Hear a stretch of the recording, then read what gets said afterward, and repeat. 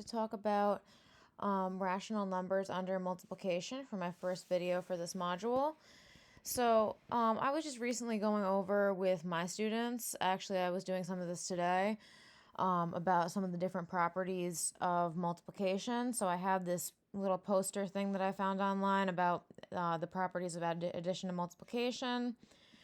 Just going over the basics, commutative, identity, associative, zero, and distributive for multiplication specifically, and also for addition, the properties that applied. So even though I teach an 8th grade algebra class, a lot of these I found they had kind of forgotten, so I wanted to revisit. Another thing that I like to talk about often with multiplication and division is that the same signs, when you're multiplying or dividing, if they're both positive or both negative, they're going to come out to a positive answer. Opposite sides always come out to a negative answer.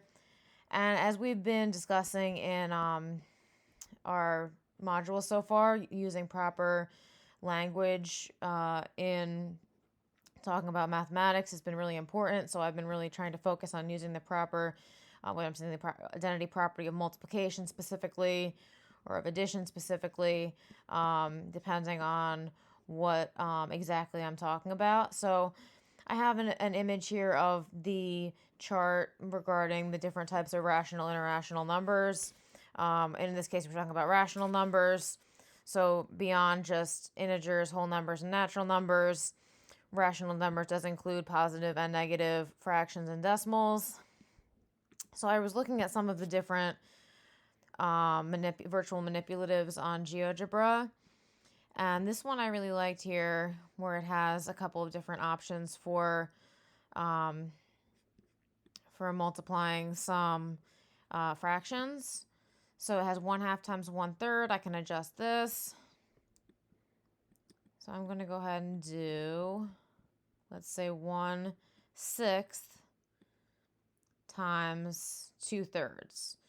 So one thing I often like to emphasize is the language of, well, what does it mean to say times or multiplied by? And you can also say of. So 1/6 times 2/3 is the same as 1/6 of 2/3.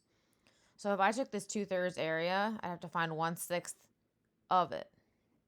So one way the manipulative helps here is I can kind of roll it together and show that 1/6 of those 2/3. And obviously you can multiply it out, get 2 on the top, 18 on the bottom, but that would come out to actually 2/18.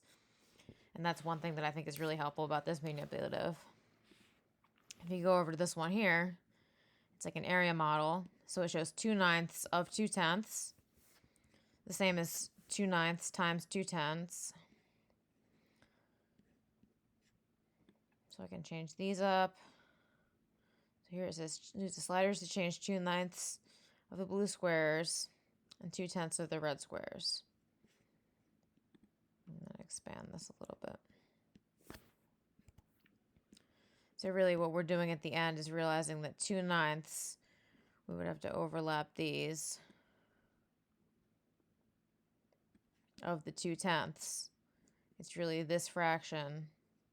It would be the part where they overlap here. This and this would overlap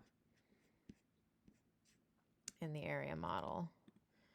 So basically, I think the biggest takeaway for me from this is just to really make sure that students understand their rules of multiplication, and also the conceptually grasp the idea of fraction multiplication, one of which items is multiplying by the reciprocal.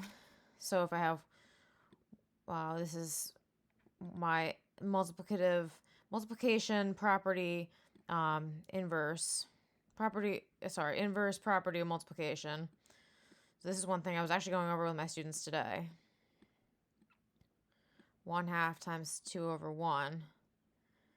These are actually going to essentially cancel out or equal 1 in the end. 1 times 2 is 2. 2 times 1 is 2. 2 divided by 2 comes out to 1. So when you're solving, when you get a little more advanced and start solving algebraic equations, this is a really important thing to know. And I will continue in my next restructured video on multiplication for rational numbers.